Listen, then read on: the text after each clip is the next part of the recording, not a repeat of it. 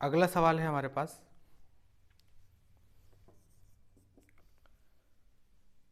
In triangle P Q are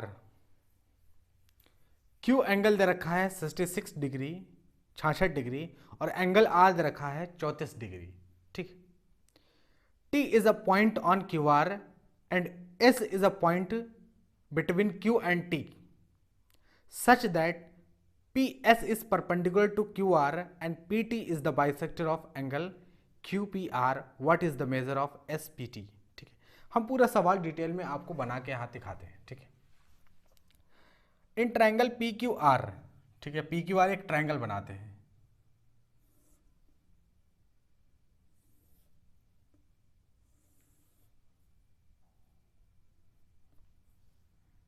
ये P है, ये Q है, ये R है। ठीक है, PQR एक ट्रायंगल बन गया। ठीक है, in triangle PQR angle Q जो है 66 डिग्री दे रखा है, ये वाला जो एंगल है वो कितना है 66 डिग्री है। ठीक है, 66 डिग्री है, एंड एंगल R जो है वो 34 डिग्री है। ये एंगल R 34 डिग्री है, ये वाला जो एंगल है वो 34 डिग्री है। ठीक है, एंगल R 34 डिग्री है।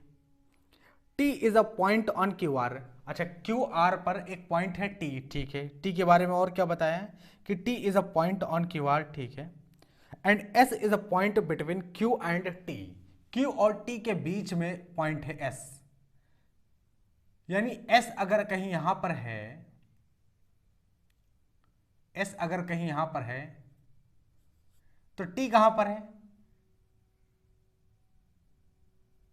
T यहां पर है। ठीक है भाई, T और Q का S जो है, T और Q का मिड पॉइंट बताया है इसमें, तो हमने S को मिड पॉइंट बता दिया T और Q का। ठीक है, S मिड पॉइंट है। Such that PS is perpendicular to QR, यानी QR पर जो PS है वो परपेंडिकुलर भी है। ये हमने पहले ही पढ़ लिया था, इसलिए हमने इसको T को थोड़ा शिफ्ट करके बनाया। और जो PS है वो QR पर परपेंडिकुलर है, 90 डिग्री का एंगल बना रही है। ठीक है, तो ये 90 डिग्री का हमने एंगल बना दिया। ठीक, and PT is the bisector of QPR। QPR, QPR, जो ये QPR है यानी जो ये वाला एंगल है, तो जो हमने PT बनाया है वो PT बाइसेक्टर है। ठीक है, ये जो P है T है PT, PT जो है PT वो QPR का बाइसेक्टर है, मतलब ये वाला एंगल और ये वाला एंगल बराबर है। बात समझ में आई? QPR का जो बाइसेक्टर है वो है PT, तो ये वाला एंगल, ये वाला एंगल और ये वाला एंगल दोनों ही बराबर होंगे, और ये जो PS है वो परपेंडिकुलर है QR के। अब सवाल में पूछा आपसे क्या है कि what is the measure of SPT। SPT यानी आपसे ये वाला एंगल पूछा है। कौन सा एंगल पूछा है? आपसे ये वाला एंगल पूछा है। SPT बताओ, ये एंगल बताओ, ये सवाल है। ठीक है, तो सबसे पहले यहां पर एक बात हमें देखनी होगी कि जो PT है, PT एंगल बाइसेक्टर है, पता है एंगल बाइसेक्टर। ठीक है, तो PT एंगल बाइसेक्टर है, हमें ये एंगल पता है और हमें ये एंगल पता है, ये 66 है, ये 34 है, तो ये पूरा कितना होगा ये निकाल सकते हैं। हाँ बिल्कुल, sum of the angle of triangle, यानी ट्रायंगल के एंगल का सम 180 होता है। तो अगर ये पूरा सम 180 होता है तो 66 प्लस 34 कितना हो गया, तो आप कहेंगे 66 प्लस 34 कितना हो गया। ठीक है, जो ट्रायंगल के एंगल का जो सम होता है, यहां पर लिख लेता हूं, मैं लिख देता हूं कि sum of angles of triangle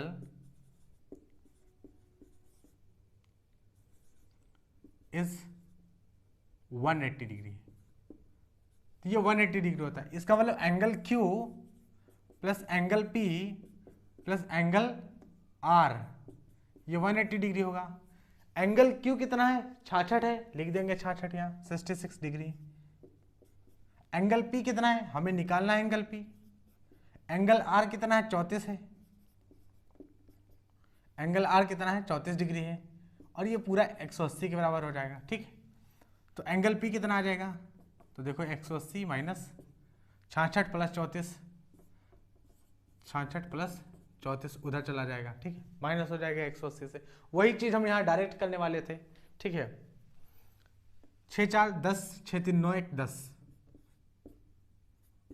180 minus 100 80 आ गया। इसका मतलब एंगल पी कितना आ गया, 80 डिग्री आ गया। ये बात अच्छे से जिसको समझ में आई है वही आगे बढ़े, वरना इस सवाल को यहीं पर वो रोक दे वीडियो और अच्छे से ध्यान से एक बार और समझे, ठीक है। क्योंकि यह बात समझ में आनी बहुत ज़्यादा ज़रूरी है कि एंगल पी कितना है, 80 डिग्री है। इसीलिए हमने डायरेक्ट यहाँ पर देखो सॉल्व नहीं किया, ताकि आपको अच्छे से समझ में आ जाए, ठीक है। ठीक है, प्रीवियस ईयर सवाल लगा रहे हैं, लेकिन हमें समझना बहुत ज़्यादा ज़रूरी है। हमने बोला है स्टार्टिंग में कि एनालिसिस हम करेंगे, हर एक सवाल की अच्छे से एनालिसिस करेंगे, तो अच्छे से यहाँ पर सॉल्व करेंगे, ठीक है। तो आपको समझ में आ गया कि एंगल पी कितना आ गया, एंगल पी आ गया 40 डिग्री। अगर ये पूरा एंगल पी आ गया 80 डिग्री, ठीक है। अगर ये पूरा का पूरा 80 डिग्री है और जबकि पीटी एंगल बाइसेक्टर है, तो ये 40 होगा, और ये वाला जो एंगल है पूरा ये 40 होगा। बात समझ में आई? समझो इस बात को। अगर ये पूरा का पूरा एंगल जो है 80 डिग्री है और ये पीटी एंगल बाइसेक्टर है, पीटी एंगल बाइसेक्टर है, आप देखो यहां से ध्यान से,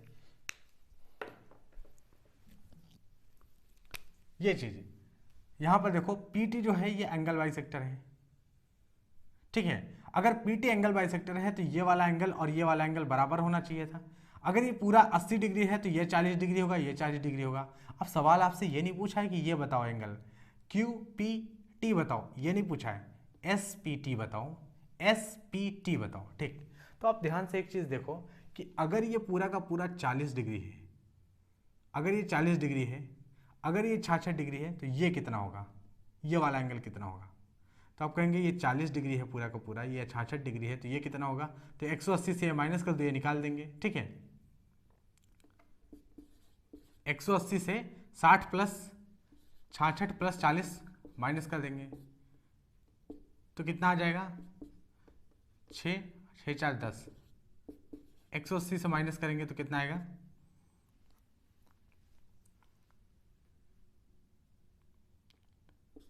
74 डिग्री आ जाएगा। ये 74 डिग्री आ जाएगा। ये 74 है और ये 90 है, तो ये कितना हो जाएगा? 180 होता है।